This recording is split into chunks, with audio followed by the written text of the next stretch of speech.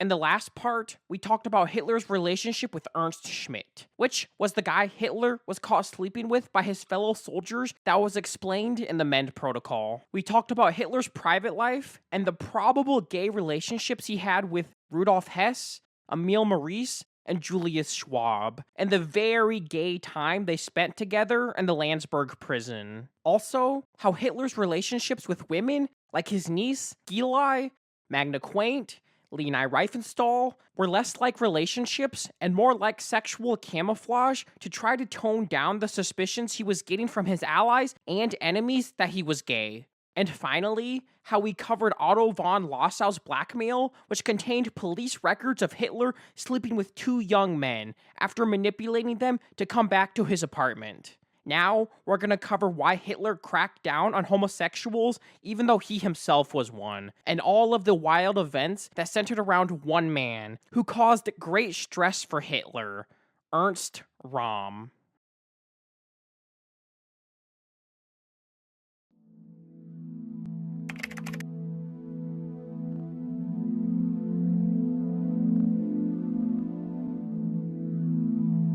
Ernst Röhm became involved in Hitler's life in March of 1919. Röhm first discovered Hitler when he listened to one of his public speeches, and was so impressed, he not only encouraged Hitler to join the NSDAP, but soon he himself joined. He defended Hitler against anyone who criticized him, and was invited to the meetings of an extreme right-wing circle of conspirators codenamed the Iron Fist, which Röhm held in his home. Hitler's connection to Röhm opened up Hitler to a career in politics. Although Hitler was good at climbing up the ranks himself, Hitler's greatest asset was Ernst Röhm.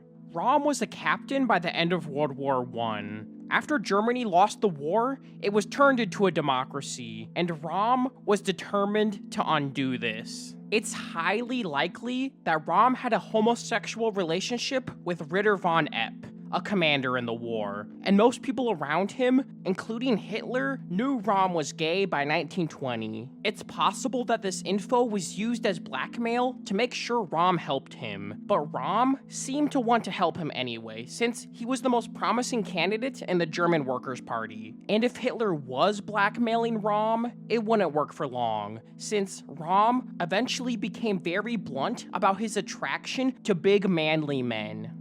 In 1923, the German Workers' Party changed its name to the National Socialist German Workers' Party, or the NSDAP, and by now, Hitler was its leader, and Röhm was second in command. Hitler said he was impressed by Röhm's hardened soldierly manner, and said he saw the world exclusively from a soldier's standpoint. Hitler admitted at one point that he never would have been able to bring over loyal soldiers to fight for him with just verbal persuasion. Hitler needed Röhm for this. He knew how to talk to soldiers. Without Röhm, it's likely that the NSDAP would have never come to power. Well, what was Röhm's political aim? He said it was to gain the German combat veteran his due share in running the country, and to see to it that the ideal and real spirit of the combat veteran prevails in politics as well. Such a belief would hold contempt for anything effeminate and unsoldierly. He said, windbags must be shut up, and men alone make decisions. Political deserters and hysterical women of both sexes must be unloaded. They hamper and harm you when there's fighting to be done. To Ernst Röhm, the Wandervogel movement was very important. Real quick, the Wandervogel was a German youth group that centered itself around German nationalism and was against the industrialization of Germany. They would often walk in the woods and sing old German folk music. The widely considered intellectual leader of the Wandervogel, Hans Bleuwer, published many controversial pamphlets relating to homosexual subjects. He said, the German Wandervogel movement was an erotic phenomenon, and discussed how important friendship was in these primarily male communities, and they alone brought forth heroic males who could have strong leadership skills and bring together loyal followers erotically based on their charisma. Dr. Karl Gunther Heimsoth, who was a close friend and comrade of Röhm, published an article called Friendship or Homosexuality. It talks about how popular Blücher's ideas were in the Wandervogel and, more broadly, all the Völkisch movements, which is just a general term for the traditionalist German nationalist movements at the time. It states that the martial stylization of male homosexual eroticism could be racially charged against the inferiority of feminism and Semitism. He suggested that these nationalist movements should use homosexuality as a weapon, a sort of Nazi weaponization of homosexuality to fight against feminism and Jews. I wonder if that's ever been said before. In almost all spiritual practices, the feminine represented chaos and the masculine represented order, but the Third Reich was hyper-masculine to the extreme. This gay, misogynistic worldview held by these people gave the feminine no leeway, which creates the most rigid and controlled type of government that takes away any and all individual freedoms, so everything has to be done for the collective good, at the cost of the individual. Blücher later posited a direct correlation between his theory and Hitler. He said Hitler, who read the role of eroticism, also recognized that something of the kind, homoerotic male heroism, must exist. Blücher also says Hitler was well acquainted with my books. Of course, and he knew that his movement was a male movement founded on the same basic forces as the Wandervogel. It may sound somewhat tenuous to connect all of this to Hitler and National Socialism, but Röhm, Blücher, Dr. Heimsoth, and many others made it clear that these homosexual links existed and had a major influence on the National Socialist movement, which I'll get more into later. But ideologically charged homosexual eroticism was very much a cornerstone of the fascist male bonding culture up until 1933. A sort of misogynistic homosexual movement, where they seemed to believe that only a man could satisfy another man. Okay, let's get back to Ernst Röhm.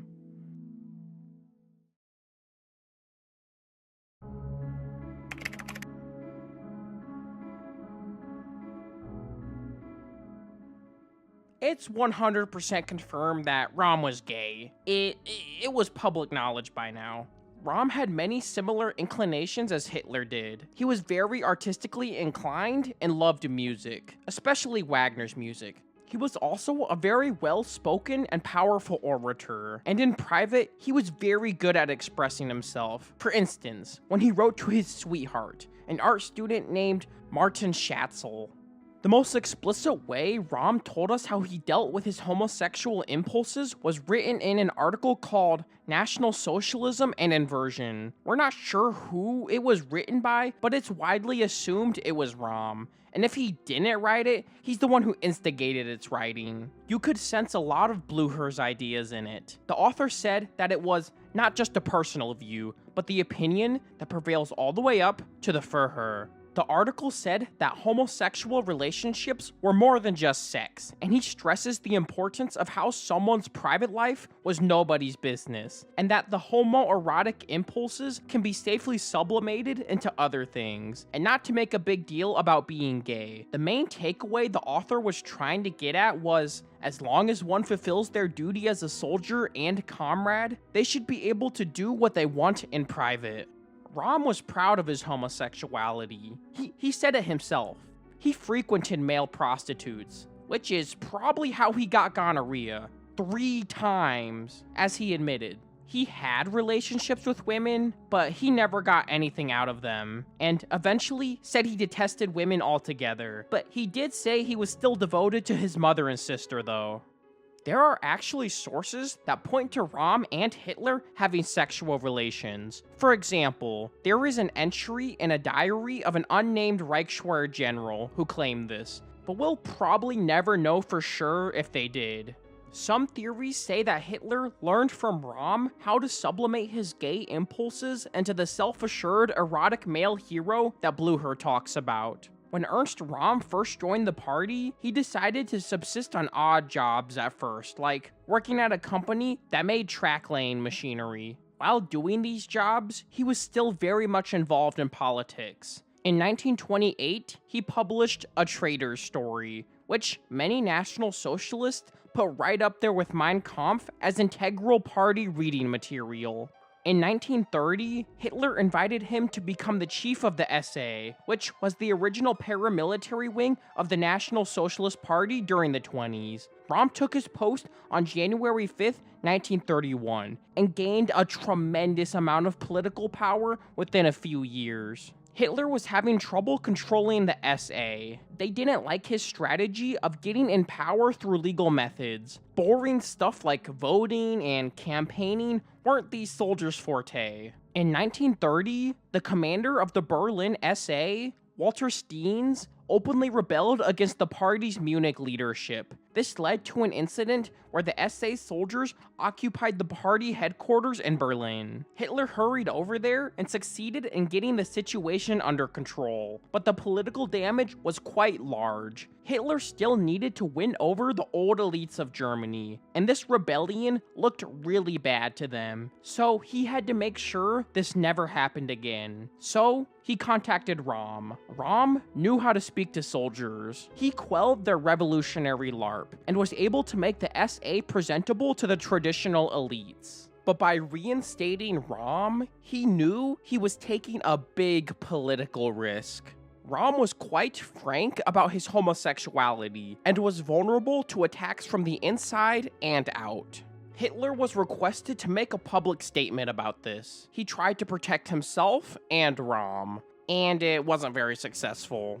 On February 3rd, 1931, he issued a decree concerning attacks on the private lives of very senior and senior SA officers, as Hitler thought the claims were based on circumstances wholly extraneous to the context of their duties in the SA. He vigorously and on principle reflected requests to rule on these, since it would pointlessly waste time more essential to fight for freedom. I am bound to state that the SA is a body of men assembled for a specific political purpose. It is not a moral institution for the education of refined young ladies, but a formation of tough fighting men. Their private life cannot be an object of scrutiny unless it runs counter to the vital principles of National Socialist ideology. Hitler wanted to show everyone he was above the matter and defend Röhm, but this did not suit homophobic people such as Joseph Goebbels at all. He wrote in his diary on February 27th, 1931, "That can't be allowed. I shall oppose it with all my might." Röhm filled all of Hitler's expectations. He managed to smooth over all the excesses and tensions between the SA and the party organizers, for the most part. The SA was getting more members. He was doing so well, even Goebbels couldn't deny it. But Röhm's success was more than just his reputation among the SA members. He also had a policy to assign key positions in the SA, mainly to gay guys. One example was Edmund Heinz, Röhm's lover of the 1920s. It's also reputed that Hitler was on close terms with him as well. He was appointed as Röhm's deputy in Silesia, with the rank of general. Also, the extremely important post as SA Gruppenführer in the Berlin Brandenburg went to another man Röhm was intimate with from the Freikorps days, Count Wolf Heinrich von Helldorf, who was said to have had many links to the Berlin homosexual scene. The result of Röhm's policy was that the SA gradually acquired the reputation of a fraternity of devoted gay comrades. Goebbels noticed this and said he thought the SA's future would be very bleak if this went unchecked. The gay art historian Christian Issermayer said in an interview, "I also got to know some people in the SA. They used to throw riotous parties, even in 1933. I once attended one. Someone I knew had taken me along. It was quite well behaved, but thoroughly gay. Men only. But then, in those days, the SA was ultra gay." Eugene Dahlman said something similar. He said it was common knowledge what went on in Röhm's houses and in those of his aides. Gay men had gotten command of even the highest levels of the SA. Röhm was the erotic male hero that Blücher talked about, and the SA were definitely practicing the male bonding part of Blücher's theory. But this became a problem for Hitler, because this exposed him to attacks by his political opponents and internal party members. No matter how important Röhm was in the party, his successes could not alter that. Goebbels was starting to fear that the movement was becoming too sexualized, so he openly started to attack Röhm, the man who implemented Hitler's wishes to a T. He ensured that the gossip and rumor mongers were kept busy by cracking malicious jokes about Röhm's sexuality at every moment, and made it a point to Hitler that this could not be ignored. People on the inside started to turn against Röhm. Goebbels requested Hitler to dismiss him because of embarrassing press disclosures in the Social Democratic newspaper, the Münchener Post, and other papers called Röhm utterly intolerable.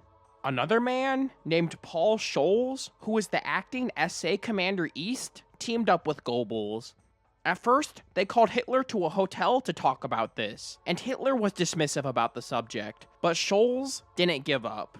He wrote a stinging letter to Hitler and must have sent a copy to a man named Gregor Strasser, his superior, because in June, Strasser's brother leaked the letter to the editor of the Münchener Post with the intention of dealing a blow at Hitler and the movement. In the letter, Scholz said he wanted to make sure Hitler knew of the dangers of allowing, as he put it, the employment of morally objectionable persons in positions of authority. He describes the SA formed a homosexual chain that emanated from Röhm. In Berlin's homosexual areas, every male prostitute was talking about the excellent relation they had with Röhm and his associates. Also, making the situation worse is that Röhm didn't even try to hide it. He even publicly paraded how proud he was not to be attracted to women, even though Scholz considered him a highly qualified officer and capable of any vile act. He could not but object to his exalted position as chief of staff in view of his homosexual proclivities.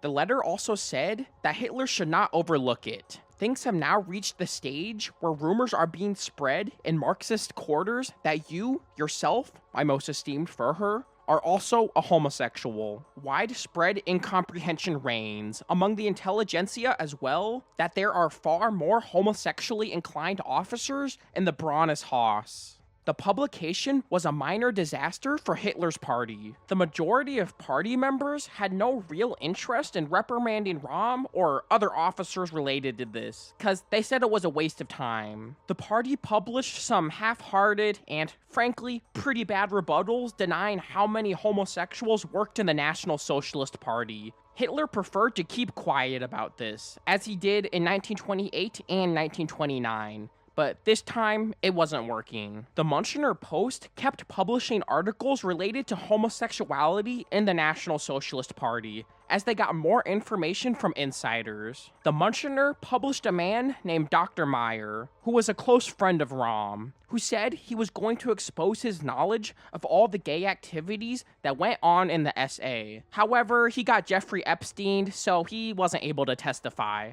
This was a win for Hitler, but Röhm wasn't in the clear yet. Röhm started directing efforts at eliminating Scholz, but with no immediate success. Röhm's positions remained rather precarious until early 1932, because Hitler neither defended nor condemned him. According to Heinrich Hoffmann, Hitler declared that he would never reproach Röhm for his homosexuality. Hitler thought it would be better for Röhm to handle this himself.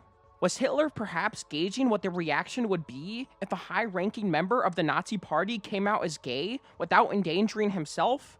Maybe. We'll never know. But the reaction against Röhm certainly showed that the stigmatization against homosexuality was still too strong. If Hitler publicly came out of the closet, he now knew for sure it would not go over well. Election year was coming up, and Hitler still needed more public support. He and Goebbels went on a long propaganda campaign showing how much integrity he and the rest of the Nazi leaders had. And it was working. Until another Münchener Post bombshell, with other social democratic newspapers piling in. 3 intimate letters Röhm wrote were leaked. The letters were addressed to his personal physician, Karl Gunther Heimsoth, the guy who wrote Friendship or Homosexuality.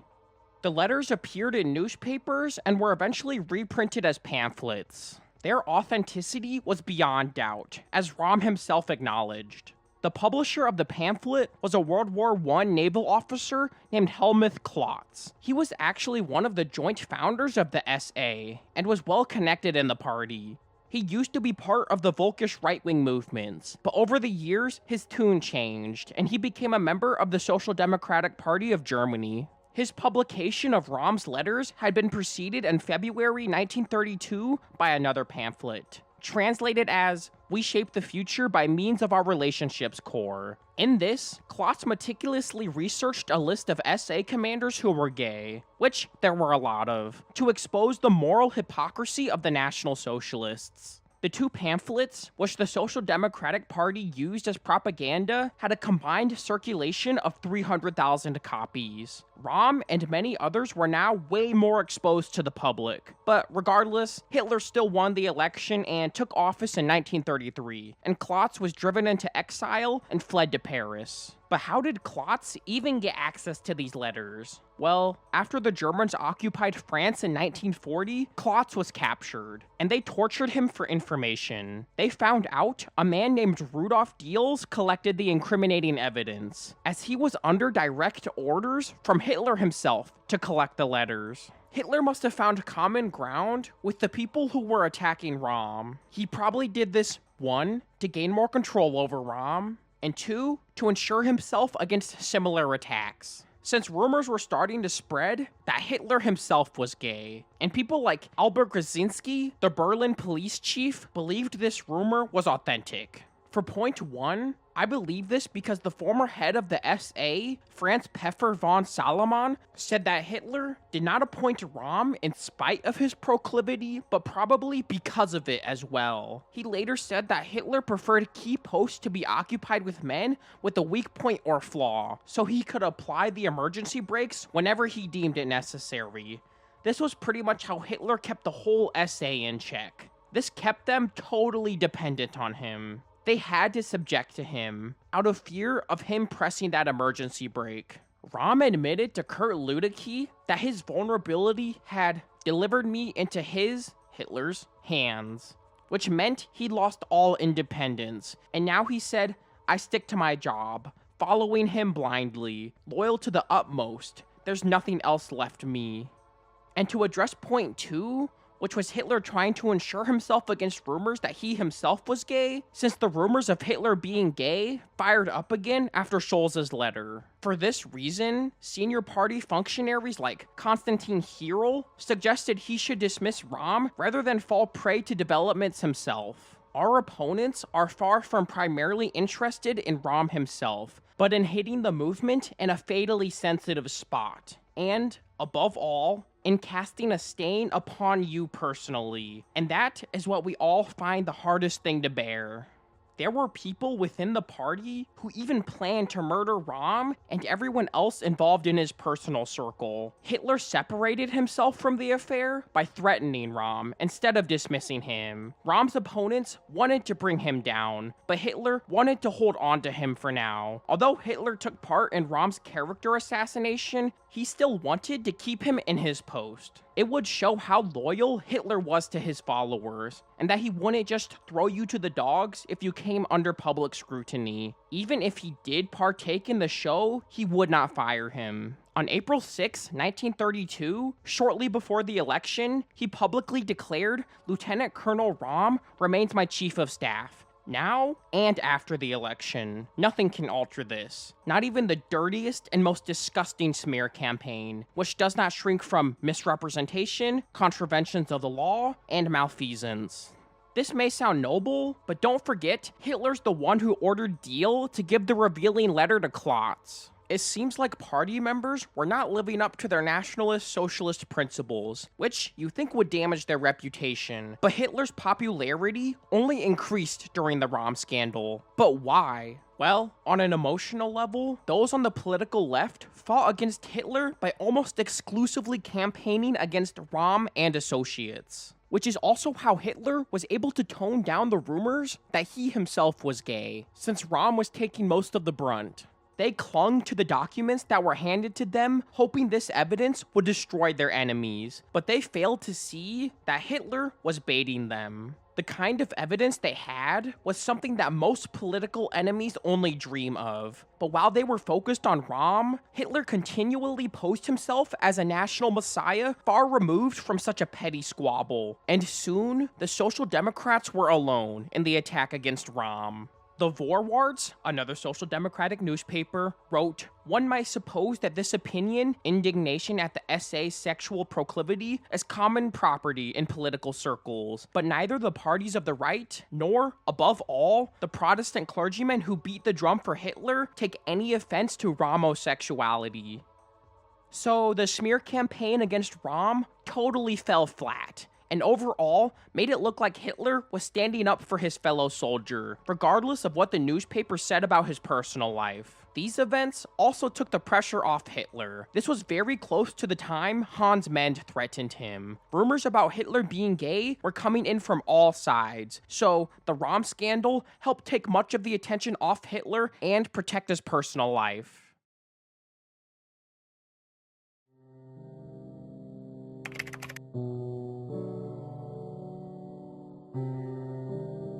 After all of this, Röhm's reputation was still very much intact, and by 1933, he was considered one of the most powerful figures in all the National Socialist hierarchy. There were times when he was even called a second Hitler. Even though Hitler was quiet during some parts of the affair, and even occasionally took part in the attack, he overall defended Röhm, which helped save his reputation. At this time, Hitler didn't care if someone was gay. He had no qualms promoting gay guys, such as Karl Ernst, who was one of Röhm's lovers. He was appointed to command the SA's Berlin-Brandenburg detachment. But there was considerable shock within the party at Hitler's decision to promote Ernst. They called Ernst a nasty piece of work, and thought of him as an amoral individual.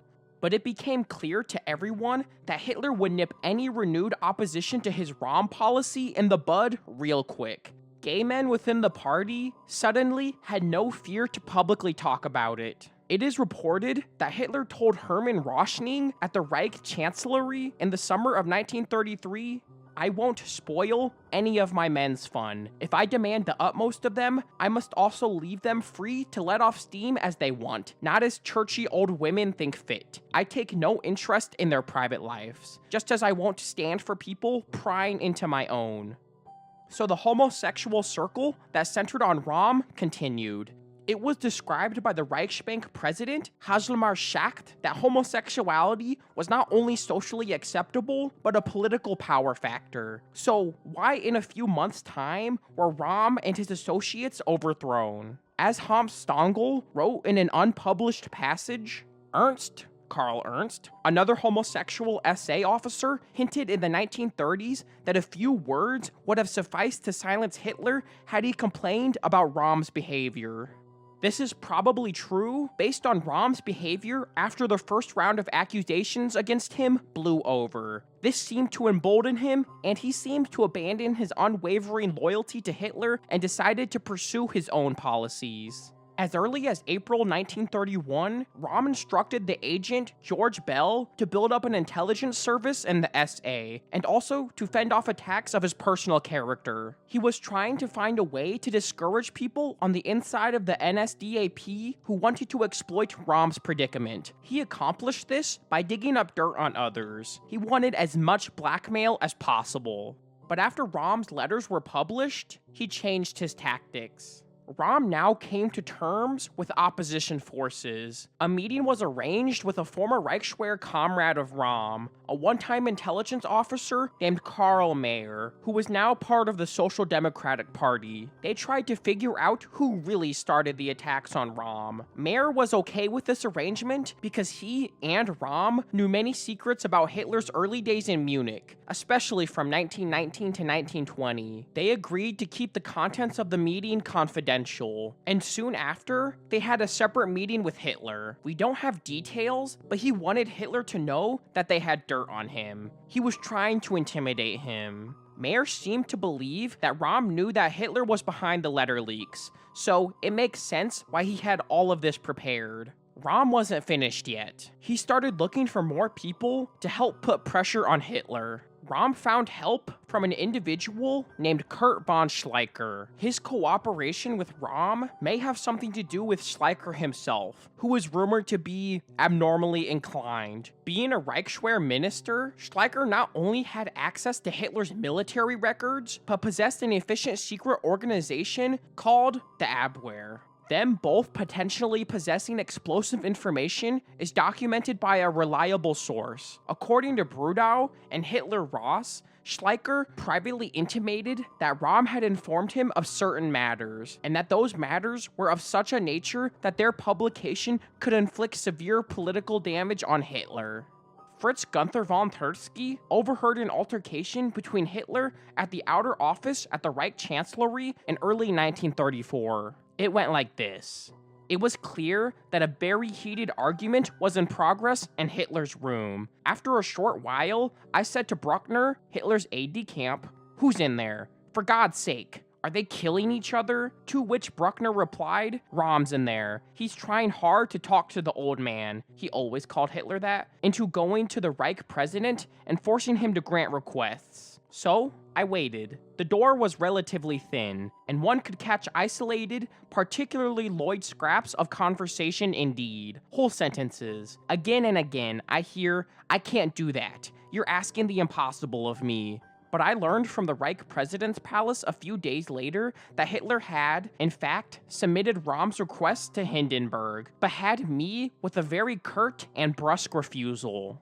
This may shed some light on why Hitler reevaluated Röhm and tried to defend Röhm during the scandal. Röhm had something up his sleeve that Hitler was afraid he would play. Hitler was facing a tense atmosphere of distrust and blackmail. As Hitler himself put it, he was in a crisis that could only too easily have had truly devastating consequences for the foreseeable future. His political self-preservation convinced him to escalate things. Hitler was always trying to conceal his own homosexuality, but he now deemed it necessary to take it a step further by eliminating all dangerous witnesses. And right at the top of potential blackmailers was Ernst Röhm. Röhm and many others were spied on for months, and in April of 1934, Heinrich Himmler, with a freshly given new host of powers, got involved in the Röhm affair. In mid-May, a new decree on the imposition of terms of imprisonment was issued. By abolishing judicial reviews of appeals against detention and placing other severe constraints on the ability of defense counsels to intervene on their clients' behalf, this opened the door for a Gestapo tyranny. If there were no courts hearing the revealing evidence, it would be much easier to keep the info a secret. Röhm and other senior SA officers posted their own guards. According to Karl Ernst, Röhm began to deposit important evidence in a safe place because he had to be ready for everything. So Röhm knew what was brewing, but Röhm was outnumbered. Hitler, Himmler, Goebbels, Heydrich, Göring, and other powerful leaders in the party all had something to gain from Röhm's downfall. Between June 30th and July 3rd of 1934, an official 85 party members were killed, Röhm included, and some estimates even suggest 1,000 people were killed. Most of which knew stuff about Hitler's personal life, even if they long since distanced themselves from Röhm. Even the man that Hitler suspected had Otto von Lossau's blackmail, Gustav Ritter von Kahr, was executed. Immediately after this, the Reich's government enacted the Law Relating to National Emergency Defense Measures, which essentially declared everything they just did as legal, so the authorities had no grounds to investigate the event. After the Night of Long Knives, Hitler was asked if they could have picked another procedure to deal with them. Hitler replied, "Only someone who is acquainted with the facts and has closely followed the clandestine maneuvers and intrigues of recent months is entitled to explain by what methods the threat might have been averted." If Röhm didn't have some nasty blackmail on file, Hitler could have easily just dismissed him if he was giving the party a bad reputation. Röhm and the many others killed definitely had something on him, so everyone who may have even had a small chance of knowing anything about Hitler's private life was killed or imprisoned. The victims' houses were thoroughly searched for any revealing information, and 2 weeks after the bloodbath, Hitler felt safe that no incriminating evidence got out. On July 13th, he gave what many would say was the most rhetorically skillful speech of his career. Hitler had yet again wiggled himself out of a tight spot while also consolidating political power to an ever greater degree. But Hitler wanted to make sure nothing like this ever happened again, so he enacted some of the most paranoid and draconian measures to prevent any information leaks: an extreme crackdown on homosexuality.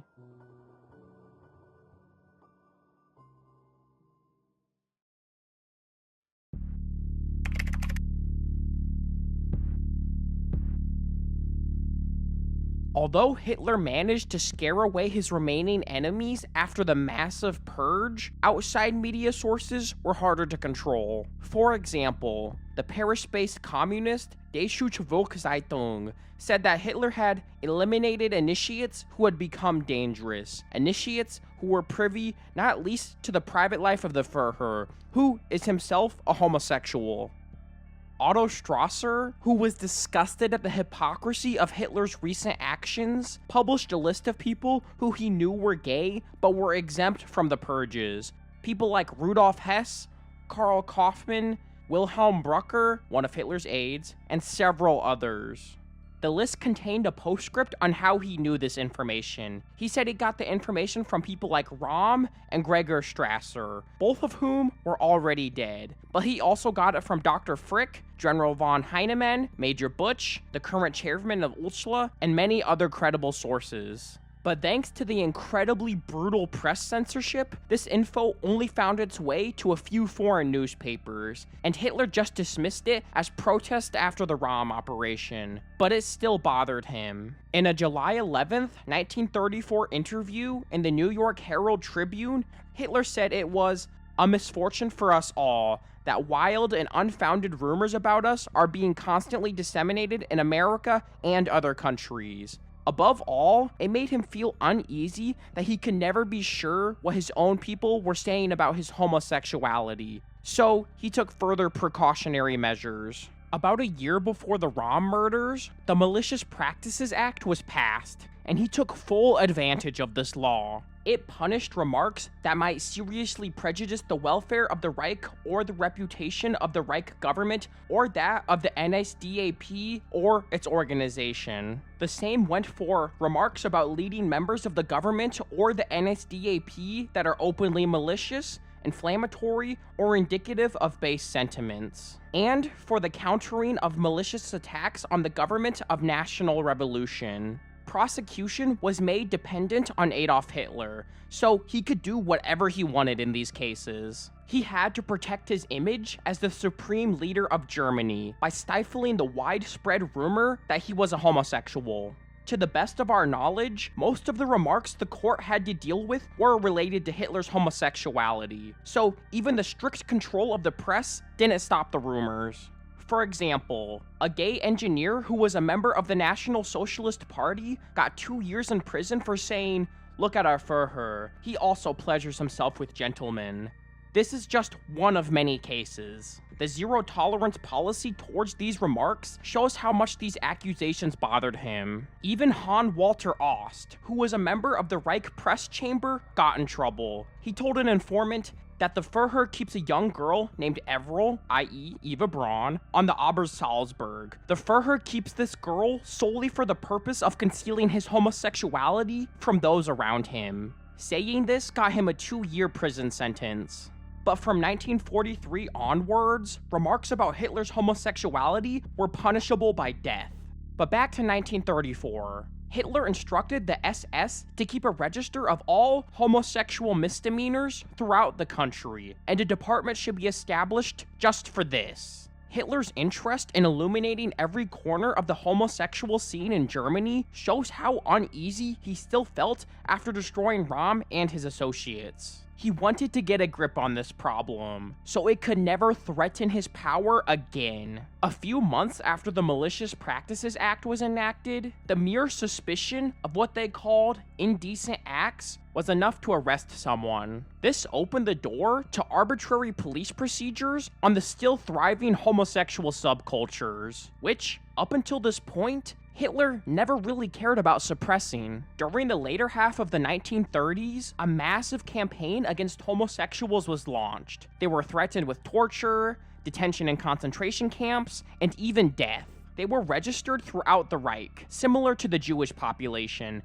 and by 1939, around 30,000 were under surveillance, with many being put in concentration camps. To show which lot they belonged to, they were made to wear the pink chevron, just as Jews were made to wear the Star of David. They had some of the highest death rates in the camps, at 60%. An estimated 5,000 to 15,000 gays were killed during the Holocaust. Hitler knew how well homosexual subcultures were able to hide themselves. He knew from experience, which made him mortally afraid. He knew at any time this group could at any point yield some reputation-destroying secrets. For many in the National Socialist Party, ideological homophobia was their reason for cracking down on gays. But for Hitler, this sudden view change towards homosexuality was likely him wanting to nip the potential threat of exposure in the bud. After the Night of Long Knives, there occurred a transition in the National Socialist Party. A sudden and radical transformation from what once used to be a nonchalant toleration of homosexuality to the most drastic view, which was the view of eradicating them entirely. Only a select few associates and Hitler himself had the privilege of practicing homosexuality. The rest had to go into hiding even more so than before, all because of Hitler's extreme insecurity and desperation to stay in power. After all this info, our interpretation of Hitler and the Third Reich is turned on its head. It adds to our growing catalog of Hitler being a hippie icon. He was a vegetarian, artsy, loved drugs, and now we know he practiced free gay love. It also sheds new light on the reasons behind some of Hitler's actions. His draconian methods of suppressing homosexuality did not stem from his National Socialist ideology, which he likely didn't believe much himself. It came from him trying to save his reputation. And also, anyone aspiring to put more Hitler sex games on Steam can be more historically accurate. All jokes aside, Hitler was probably gay. I didn't even include everything we have that hints at his homosexuality. Claims from credible sources such as Erich Ebermayer, Helmut Kohls, Hermann Rosching, and David Lewis. This leaves us with a very different version of Hitler and the events surrounding him that are taught in public schools.